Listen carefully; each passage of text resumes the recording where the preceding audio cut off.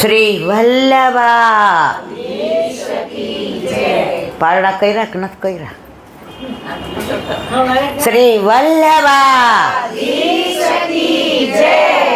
ગિરિરાજ ધરણ શ્યામ સુંદર શ્રી અમને નારાયણ કી શ્રી ગુસાઈજી પરમ દયા શ્રી ગોકુલ નાથ દાવ દયાળ કી જય श्री नवनीत प्रिया लाल की अपने माथे बिराजता सेव्य स्वरूप की बधाई वैष्णव ने जाजा करीन जैसे जय श्री कृष्ण।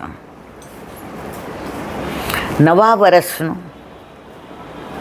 कोई वैष्णवना घरनो आपणो पहलो प्रसंग, पहलो सत्संग અને વલ્લભની કૃપા એવી, પ્રીતિ એટલે જેને પ્રભુ ઉપર પ્રેમ છે, અને પ્રફુલ્લ એટલે એ પ્રફુલ્લાથી ને બધાને આનંદથી ને આવકારે છે. 500% મેં ના પાડી હતી કે મારે અત્યારે અનુકૂળ છે જ નહીં, પણ ઘણીવાર કેવું છે, આપણે બધા સનાતની છીએ, આપણે બધા હિન્દુ છીએ, પછી આપણે વૈષ્ણવ છીએ. ફોરેનમાં સમયનું મહત્વ છે. Work while you work and play while you play. Sorry, ઇંગ્લિશમાં ભૂલાઈ ગયું, ઘણી વાર ભૂલાઈ જવાય છે. પણ ઇન્ડિયામાં એ તો પ્રેમ કી બાત હે ઉધો. અહીંયા પ્રેમ હોય ને તો સમયને ભૂલી જઈએ છીએ. ત્યાં તમે જોબ પર જાઓ ને 10 મિનિટ મોડા પડો એટલે તમને સાઇન કરવા ન દે કે હવે તમારી રજા. એ જ વસ્તુ ઇન્ડિયામાં હોય, ભારતમાં હોય. બેન આજે કેમ મોડું થયું? મારા દીકરાને પેટમાં દુખતું હતું ને હું દવાખાને લઈ ગઈ હતી. કાંઈ વાંધો નહીં, હવે બરાબર છે ને, સાંજે સેજ વહેલા જજો. આ ભારત તો એવી જ અહીંયા પ્રેમની વાતો. સવારે પ્રીતિબેનનો ફોન આવ્યો તો મેં કીધું 99.99% આવીશ. પણ પરમ દિવસે ભાઈ એક વાક્ય સરસ બોલ્યા ફોનમાં, બેન તમારા ભાઈનું ઘર છે. બોલ્યા હતા કે હું ખોટું કહું છું? એ શબ્દ અને સવારે પ્રીતિબેન શું કીધું, 1 કલાક પણ તમે આવજો. તો ઘણી વાર લોહીના સંબંધો કરતા સત્સંગના સંબંધો, કૃષ્ણના સંબંધો, અલૌકિક સંબંધો ચડિયાતા બની જાય છે. આજે મારા દીકરાએ જ કીધું, મમ્મી તું કહેતી હતી ને મારે પૂનમ સુધી ક્યાંય નથી જવું. અને મેં યુટ્યુબમાં એનાઉન્સ બી કર્યું છે કે પૂનમ સુધી હું ક્યાંય પણ સત્સંગમાં જઈશ નહીં. કારણ કે મારે લૌકિક હોય, તમારે બધાને હોય, એમ મારે હોય. પણ છતાંય આજે કેમ અહીં આવી? મેં તમને એક વાત કીધું ને કે લોહીના સંબંધોમાં રાખવા પડતા હોય છે. અને એ કૃષ્ણની વાતો કરવી છે, રાધાજીની વાતો કરવી છે, વલ્લભની કરવી છે, વિરજાની કરવી છે, વ્રજની કરવી છે, વ્રજ ભક્તોની કરવી છે, ગોપીની કરવી છે, ગ્વાલની કરવી છે, ગિરિરાજ બાવાની કરવી છે. એમાં પગ ખેંચી જાય તો મને આનંદ છે કે હું આવી ત્યારે આમ અવાજ થતો હતો ને, પણ અત્યારે પિન ડ્રોપ સાયલન્ટ. કોઈક વાર એકાદ બે શબ્દ ઇંગ્લિશના આવી ગઈ તો માફ કરજો, કારણ કે મૂળ બોલાઈ જાય. બાકી હવે તો આપણે આજે દિવાળી પછીનો માહોલ, અને એમાં ગઈકાલે શું હતું મારા વાલા, એ માહોલ હજી મનમાં છે. કાલે હોલમાં આપણે લગ્ન ગીતે ગાયા, તુલસીજીના અને શાલિગ્રામના વિવાહની વાતો પણ કરી. આપણી મેરેજ એનિવર્સરી છે ને, આપણે જીવીએ ત્યાં સુધી, પછી કોઈ ઉજવે મારવાલા? હે? યાદે ન કરે ક્યારે હતી એ. કરે? પણ આજે 5,000 નહીં, મોર ધેન તેના પડતા પણ ઘણું. છતાંય આજે તુલસી વિવાહ આપણે એટલા જ હોંશથી, એટલા જ આનંદથી, એટલા જ પ્રેમથી અને એટલી જ હોંશથી ઉજવીએ છીએ. કોઈ ઘરે તુલસી નહીં હોય એવું ના બને. જો વૈષ્ણવ, હા, જતા રહીએ જુદી વસ્તુ છે, પણ વૈષ્ણવ હશે એના ઘરે તુલસીનું કુંડું તો હશે, હશે ને હશે જ. કારણ કે ઠાકોરજીને રોજ સમર્પણ કરીએ તો તુલસીજી વિના ના ચાલે. અને તુલસીજી બીજાના ઘરના ના લેવાય. આપણા ઘરે આપણી એનિવર્સરી હોય ને, તો આપણે આના ભાઈબંધને એમ ન કહેવાય કે મારે એને ગિફ્ટ આપી તમારું શર્ટ આપો. કહેવાય મારવાલા? કહેવાય? ના કહેવાય ને. તો આપણે જ્યારે સમર્પણ કરીએ છીએ ત્યારે બીજાના તુલસીજી ચાલે ના. હોય તો માનસી કરો. કારણ કે બીજાના ઘરે તુલસી, ઘર એનું, તુલસીજી એના, જળ એનું, જગ્યા એની, કુંડું એનું. વલ્લભે કહ્યું છે બીજા કોઈનું ક્યારેય આપણા ઠાકોરજીને ધરાય નહીં. અને ધરીએ છીએ તો પ્રભુ એની સુધી લે. હવે નાનો દાખલો આપો.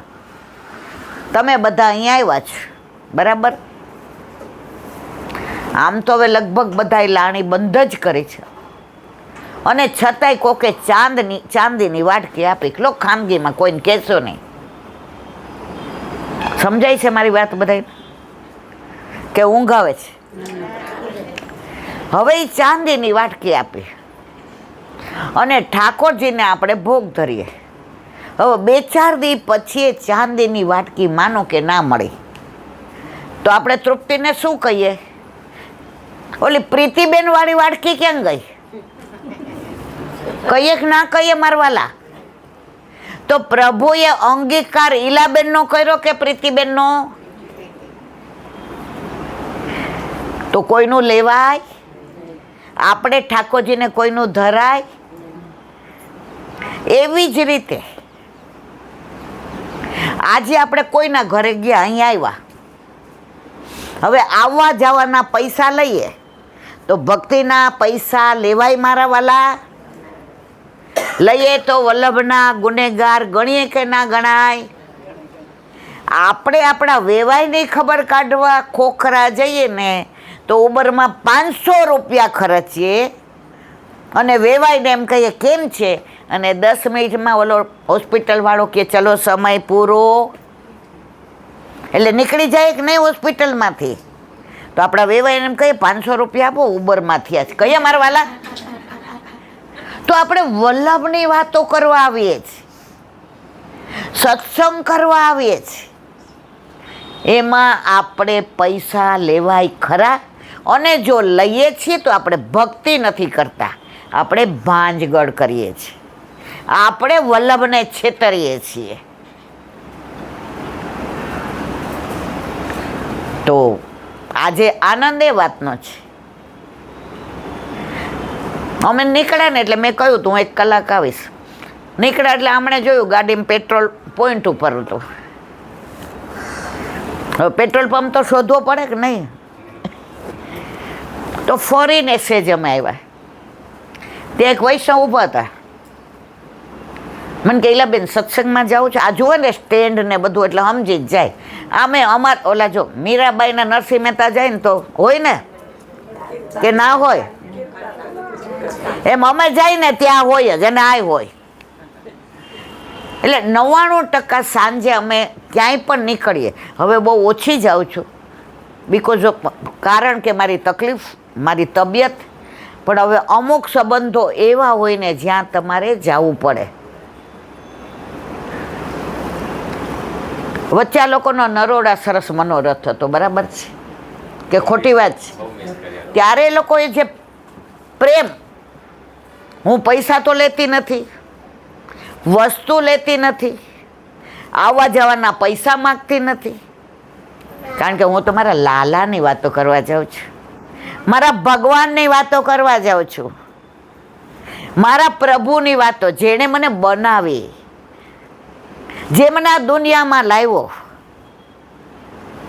હું મારી માની વાતો કરો તો પૈસા લેવાય મારવાલા?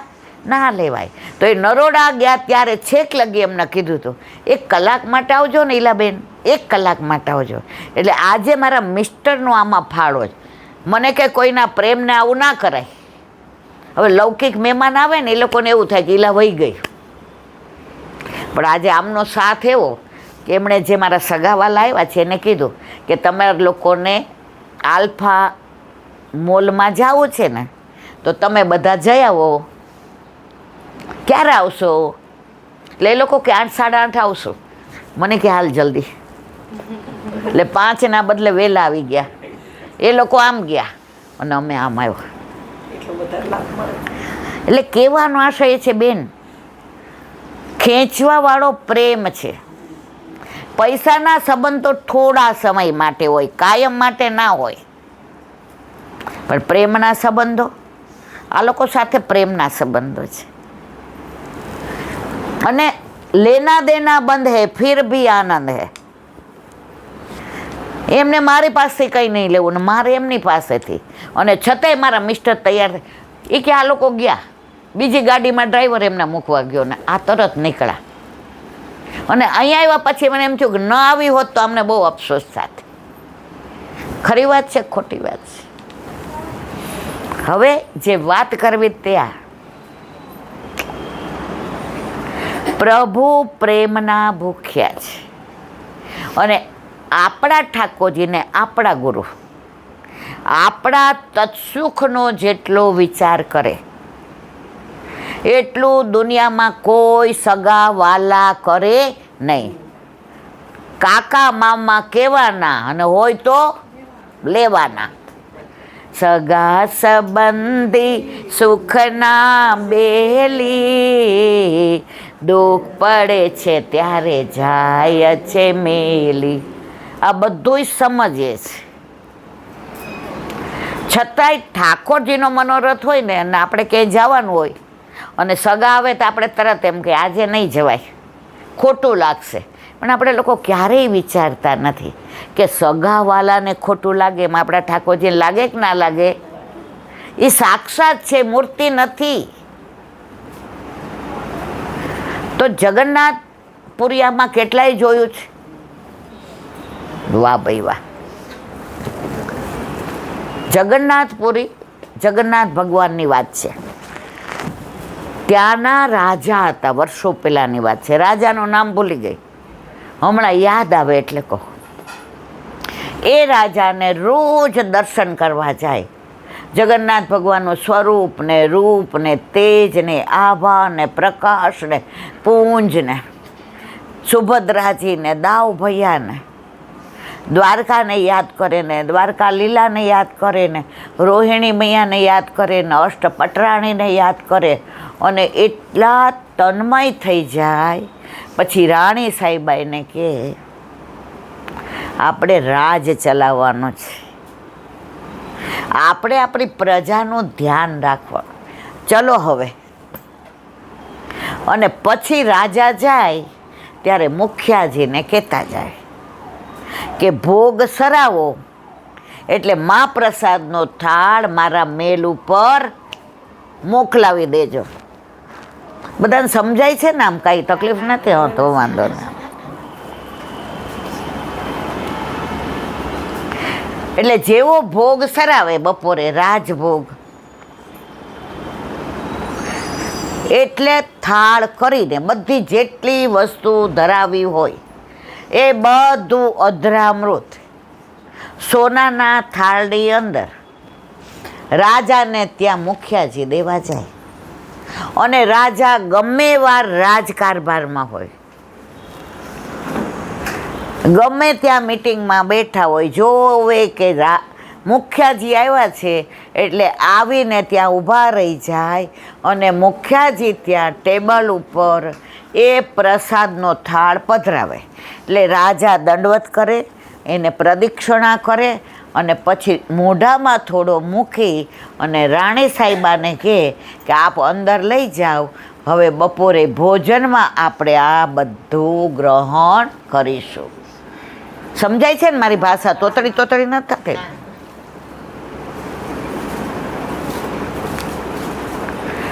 હવે રોજનો આ ક્રમ. એક દિવસ એવું બન્યું કે રાજા ચોપાટ બહુ સરસ ખેલે. આપણા જેવા હશે ને એણે ચોપાટ જોઈ હશે, અત્યારના ન જોઈ હોય. જોઈ છે ચોપાટ? એ તો આપણે સૌરાષ્ટ્રના છે એટલે. સૌરાષ્ટ્રની દીકરીઓ હોય કે વહુઓ હોય, હજી એને ગાગરે ખબર હોય ને સિંચણીઓ ખબર હોય કે ના હોય? કારણ કે આપણે બધા હજી સૌરાષ્ટ્રની જે પેલી છે ને એ જાળવી રાખી છે. સંસ્કૃતિ, પરંપરા, સંસ્કાર. એટલે હજી તને ખ્યાલ આવી ગયો ને ચોપાટ? એના પાસા નહીં ખબર હોય ને, એના હાથી નહીં ખબર હોય ને, ઘોડાય ખબર હોય ને, ટૂંકમાં બધી ખબર હોય. હવે રાજાને ચોપાટની એવી માસ્ટરી કે એની સામે કોઈ પણ રમે એ હારી જ જાય. હવે બાજુના રાજમાં જે રાજા હતો એ લીલામાં પહોંચી ગયો અને એનો કુંવર હતો, એને રાજ સિંહાસન મળ્યું, એને મુગટ ધારણ કરાવ્યો અને એ રાજા બની ગયો. યુવાનિયાઓ રાજા બની જાય એટલે નવા નવા હોય ને, એટલે આમ નવો નવો વ્યવહાર હાથમાં દીધો હોય. પછી એના બાપા કાંઈ પૂછે ને, આ કેમ આ કર્યું? હવે અમને અમારી રીતે કરવા દો. તમને ખબર પડે